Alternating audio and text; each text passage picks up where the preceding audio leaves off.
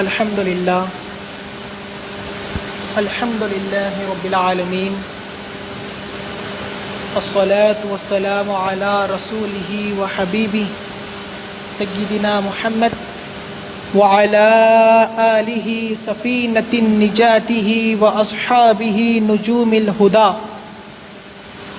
وعلى أولياء أمته مصابه صدق والصفاء. أما بعد فقال الله تعالى في الكتاب القديم والخطاب العظيم: فأعوذ بالله من الشيطان الرجيم بسم الله الرحمن الرحيم. يا أيها النبي حسبك الله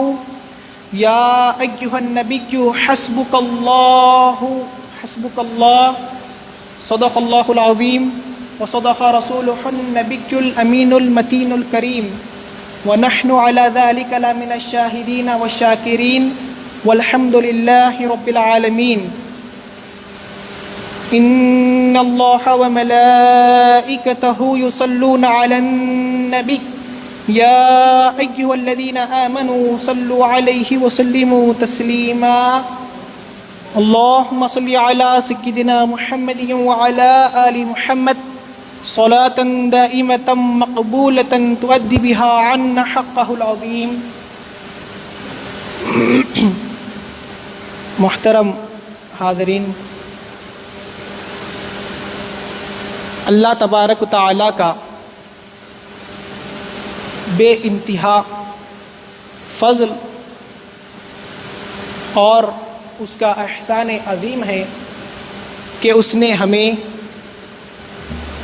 اس کے پیارے نبی، محبوب نبی حضرت محمد مصطفیٰ صلی اللہ علیہ وسلم کے محبوب صحابی حضرت سیدنا فاروق اعظم رضی اللہ عنہ کی مدحت بیان کرنے کی، سننے کی، سمجھنے کی توفیق عطا فرمائی.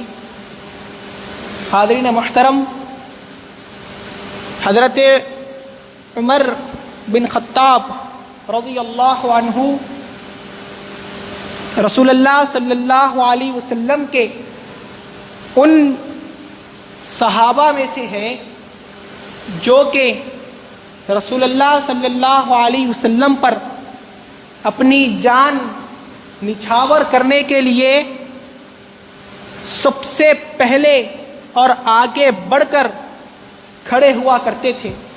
حضرت عمر فاروق رضی اللہ عنہ ان اصحاب میں سے ہے جو رسول اللہ صلی اللہ علیہ وسلم کے پاس ایمان لانے سے لے کر رسول اللہ صلی اللہ علیہ وسلم کے ظاہری طور پر اس دنیا سے پردہ فرما جانے تک رسول اللہ صلی اللہ علیہ وسلم کی خدمت میں رہا کرتے تھے. ان صحابہ کو، اس صحابی رسول کو حضرت سیدنا فاروق اعظم رضی اللہ عنہ کہا جاتا ہے. حضرت عمر فاروق رضی اللہ عنہ کا رعب و دبدبہ ایسا تھا کہ اپنے تو اپنے باطل بھی ان سے کانپ جایا کرتے تھے، گھبرایا جایا کرتے تھے. کفار و مشرکین کے جو نام نہاد سردار اپنے آپ کو کہلاتے تھے، جب حضرت فاروق اعظم کو جلال آتا تو وہ لوگوں کے دلوں میں بھی ہیبت طاری ہو جایا کرتی تھی.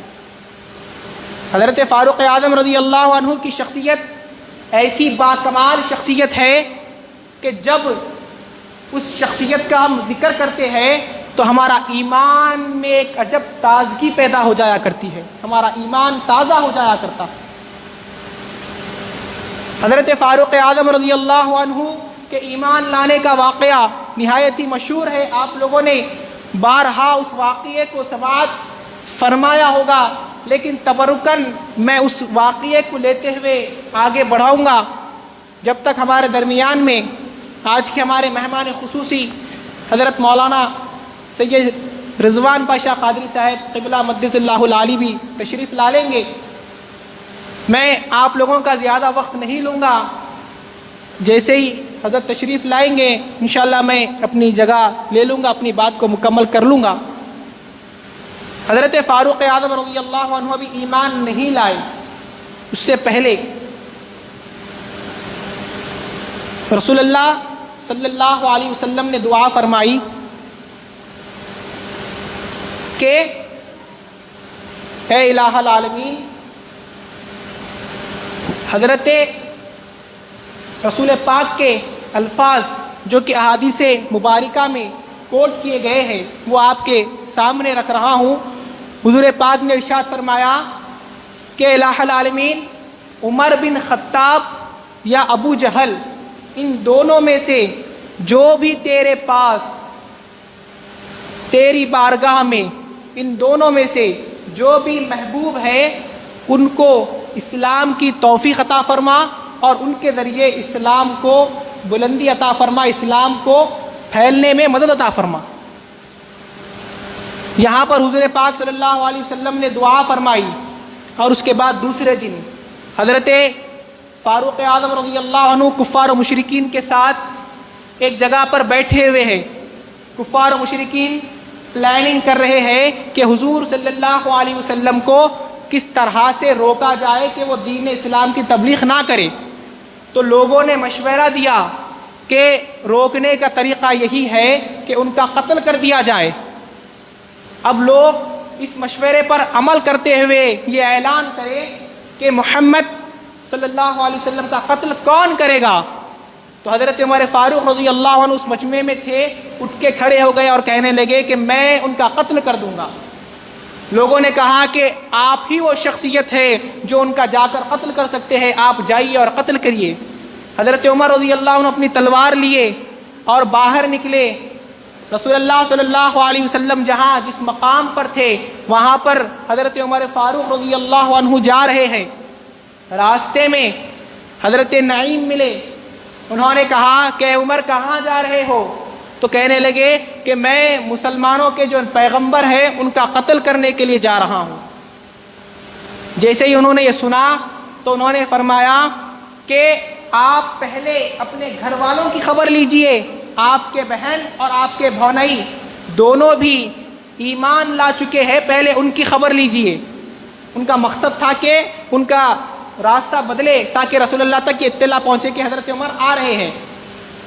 تو جیسے ہی حضرت عمر سنے کہ ان کی بہن ایمان لا چکی ہے، فوری بہن کے گھر پر گئے، دروازے پر کھڑے ہوئے ہیں، دستک دے رہے ہیں۔ اندر عمر فاروق رضی اللہ عنہ کی بہن اور ان کے بہنوئی دونوں قرآن کی تلاوت کر رہے ہیں، سورۃ الطٰہٰ کی تلاوتیں کر رہے ہیں، سورۃ الطٰہٰ کی تلاوت کر رہے ہیں۔ ایک صاحب ان کو تلاوت سورۃ الطٰہٰ پڑھا رہے ہیں، یہ لوگ تلاوت کر رہے ہیں، پڑھ رہے ہیں۔ اس کے بعد جیسے ہی حضرت عمر کی دستک کو انہوں نے سنا، وہ صاحب جو تلاوت قرآن کریم کی تلاوت کرا رہے تھے وہ اندر ایک روم میں چھپ گئے، اور یہاں پر ان کے بھونئی نے دروازہ کھولا۔ جیسے ہی دروازہ کھولا تو حضرت عمر نے پوچھا کہ تم لوگ یہاں پر کیا کر رہے تھے؟ مجھے باہر تک آواز آ رہی تھی۔ تو وہ ان کا راستہ، ان کا دھیان بھٹکانے کے لیے ادھر ادھر کی باتیں کر رہے تھے، لیکن حضرت عمر فاروق رضی اللہ عنہ بھٹک نہیں رہے تھے، بلکہ پختگی کے ساتھ پوچھ رہے تھے کہ کیا کر رہے تھے؟ تو کہنے لگے کہ ہاں، ہم اسلام لا چکے ہیں، ہم دین محمدی صلی اللہ علیہ وسلم پر عمل پیرا ہو چکے ہیں۔ جیسے یہ جملے سننے تھے، حضرت عمر فاروق رضی اللہ عنہ نے اپنے بھونئی کو زمین پر پٹکا اور ان کو مارنے لگے، زار و قطار مارنے لگے۔ ان کی بہن کو برداشت نہ ہوا اور وہ آگے بڑھ کر حضرت عمر فاروق رضی اللہ عنہ کو کھینچنے لگی، چڑھانے لگی۔ تو آپ نے اپنی بہن کو ایسا مکہ مارا کہ جا کر آپ کی بہن ایک کونے میں گر گئی اور ان کے چہرے مبارک سے خون نکلنا شروع ہو گیا۔ تو آخر میں وہ بھی حضرت عمر کی بہن تھی، ان کے اندر بھی وہ کیفیت کا اثر تھا۔ وہ جلال کی حالت میں کہنے لگی کہ اے عمر، تم ہم کو چاہے مار مار کر ہمارے جسم کے خون کا ایک ایک قطرہ نکال لو، یہ ہم کو گوارا ہے، لیکن ہمارے دل سے ایمان کی حرارت کو، ایمان کی کیفیت کو نہیں نکال سکتے۔ ہم اتنے پختگی کے ساتھ اٹل ہیں، ہمارا جان لے لو، لیکن ہمارے دل سے ایمان ہرگز نہیں نکل سکتا۔ جیسے ہی آپ نے یہ الفاظ سنے تو آپ کا جو غصہ تھا، جو جلال تھا، وہ کم ہو گیا۔ اور حضرت عمر نے پوچھا، اپنی بہن سے کہا کہ تم لوگ جو پڑھ رہے تھے مجھے اس کلام کو لا کر مجھے دیو، مجھے بتلاؤ، میں بھی پڑھنا چاہتا ہوں، میں دیکھنا چاہتا ہوں۔ تو حضرت عمر کی بہن نے ارشاد فرمایا کہ وہ اللہ کا پاک کلام ناپاک لوگوں کے ہاتھ میں نہیں دیا جا سکتا، پہلے آپ پاک و صاف کیجیے اپنے آپ کو، پھر اس کے بعد اس کلام کو ہاتھ لگانا۔ اس کے بعد حضرت عمر فاروق رضی اللہ عنہ پاک و صاف ہوئے، اس کے بعد اس کلام کو لیا تو دیکھتے کیا ہے، سورۃ طٰہٰ کی آیت مبارکہ وہاں پر اس میں لکھی ہوئی تھی۔ حضرت عمر فاروق رضی اللہ عنہ ان کو تلاوت کیے، تلاوت کرنے کے بعد ان کے اندر قرآن کریم کا ایسا اثر طاری ہوا کہ آپ کے دل میں رسول اللہ صلی اللہ علیہ وسلم کی جو رسول اللہ صلی اللہ علیہ وسلم سے ملنے کے لیے ایک محبت پیدا ہوئی، ایک چاہت، خواہش پیدا ہوئی۔ جیسے ہی آپ نے یہ جملے اپنی زبان سے نکالے کہ میں رسول اللہ صلی اللہ علیہ وسلم سے ملاقات کرنا چاہتا ہوں، الحمدللہ ہمارے درمیان حضرت علامہ مولانا حافظ و قاری ڈاکٹر سگی شاہ رضوان پاشا قادری صاحب قبلہ تشریف لا چکے ہیں۔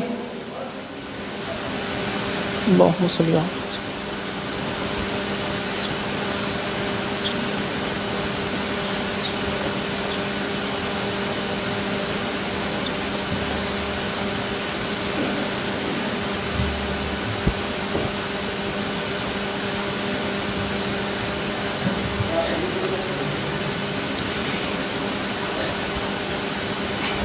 ایک مرتبہ درود پاک کے نذرانہ پیش کریے، اللہم صلی علی سیدنا محمد وعلی آلہ وسلم۔